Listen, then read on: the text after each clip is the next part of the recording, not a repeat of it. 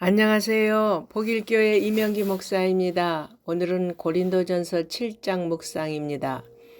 본문은 고린도 교회가 질문한 첫 번째 문제로 결혼에 관한 바울의 답변입니다.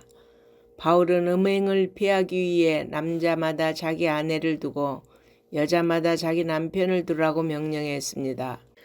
부부는 서로 성적 의무가 있음을 강조하고 배우자의 성적 욕구를 존중하고 충족시켜줄 책임과 권리가 있다고 주장하고 서로 분방해서는 안 된다고 가르칩니다. 부부가 별거하거나 각방 쓰는 것은 사탄에게 시험할 여지를 주게 되어 잘못하면 죄를 범하게 되기 때문입니다.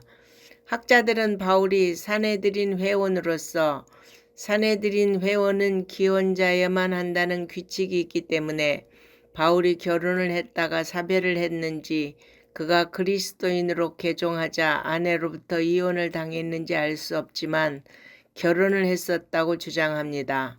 어쨌든 바울은 당시 재림이 임박했다고 여겼기 때문에 모든 사람이 가정에 얽매이지 않고 자기와 같이 주의 일에 헌신하기를 바랐습니다.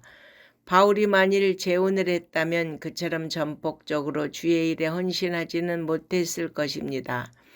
하지만 독신이든 결혼이든 어떤 경우든 바울은 모든 사람의 삶의 목적은 주님을 위해 살아야 한다고 가르칩니다.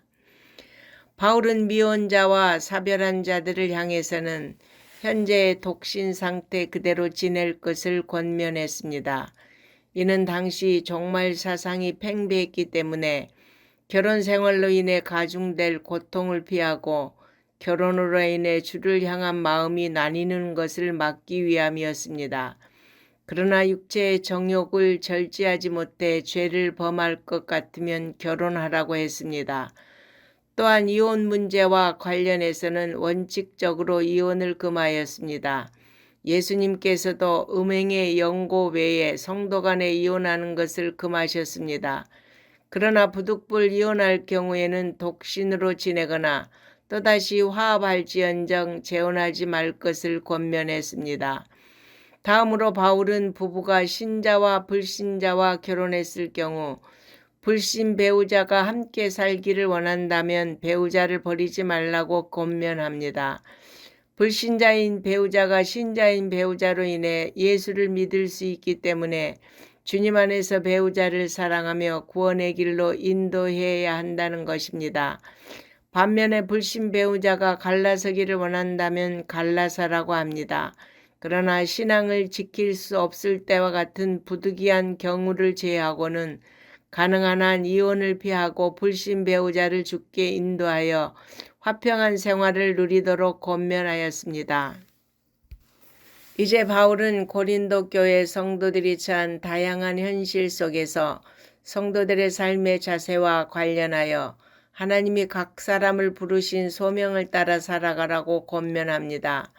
바울은 디아스포라 유대인들이 사는 이방인 지역에서 유대인들이 이방인들 앞에서 율법, 특히 할례를 자랑하여 그들에게 모멸감을 주는 일이 빈번하므로 할례자로 부르심을 받았든 무할례자로 부르심을 받았든 부르심을 받은 그대로 살아가라고 권면하였습니다.